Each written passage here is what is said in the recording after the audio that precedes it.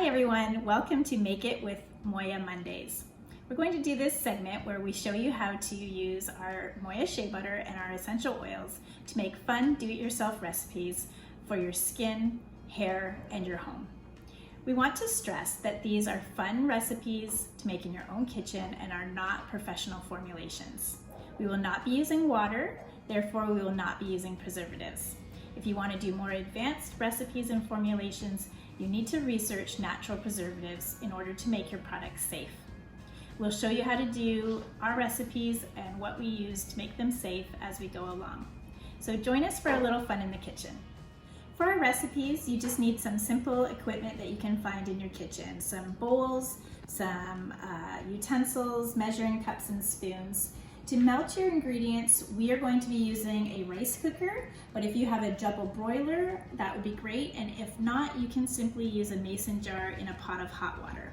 So we'll show you how to do that as we go along. Today's recipe is a do-it-yourself shaving cream.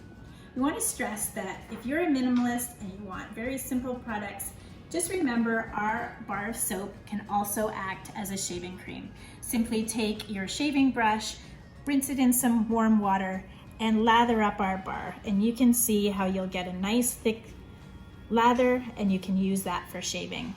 But if you like the more fluffy consistency of our traditional shaving cream, we're going to show you how to do that in a few simple steps. For this recipe, we're going to use our Moyaa Shea Butter. We've measured out 1/4 cup of our shea butter into a bowl, and we're going to use organic coconut oil. We've also measured out 1/4 cup here. And you're going to use 1 tablespoon of organic olive oil, which we've measured into this bowl. For this recipe, I've chosen to use our spearmint and our rosemary essential oils because that's my favorite combination for scent. But you can use any scents that you like. You can use a lavender for calming, or a combination of tea tree oils and frankincense, things like that. There's lots of combinations you can choose. So we're going to simply put our ingredients into this little container that we'll be putting into our rice cooker to melt. Now we're going to just put the coconut oil and the shea butter in first because the olive oil is already liquid. So we're just going to pop that into our rice cooker and that's going to melt. So we've melted our coconut oil and our shea butter in our rice cooker. We're going to take our olive oil and add it to our bowl. I just use a spatula to make sure I get everything into the bowl. Now, if your container is heated up, make sure you're using a tong or an oven mitt to take it out, but mine is not hot, so I'm just going to take this melted shea and coconut oil and add it to my olive oil.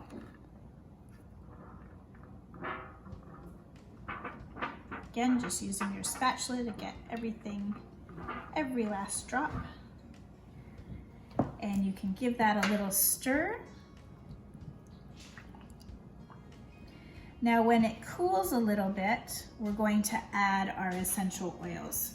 Now we're going to add for this recipe about 10 drops of essential oils. I'm going to do a ratio of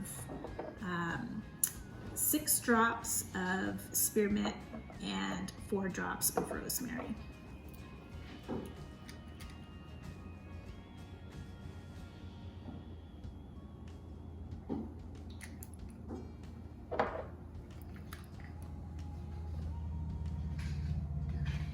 Going to stir that again, and you can always test with your nose and see if you like the smell. It's smelling so nice. I'm a real mint person, so I'm going to add just another drop of the spearmint. I got 2 in there, that's even better. And now that smells perfect. So for this next step, we're actually going to place it in the fridge or freezer for a few minutes just to get it to a certain consistency for whipping. So I'm just going to place this in the fridge and we'll show you in a second what it looks like. So we've taken it out of the fridge and it has a nice consistency here where if you push it with your thumb, you can see that it is getting kind of mushy. So we're just going to whip that with our blender. So you can see how we've got a nice whipped consistency. And so we're just going to take our spatula and put that into a clean, airtight container. I have one here, and you're going to use it up as soon as you can. We always suggest that when you using products like this, that it's like food for your skin, so don't leave it sitting around too long. So I'll be using this tonight, and it's got a nice great consistency, and you can store that on the counter or in the fridge if you want it to last a little longer. So I hope you enjoyed that, and stay tuned to make some more recipes with us.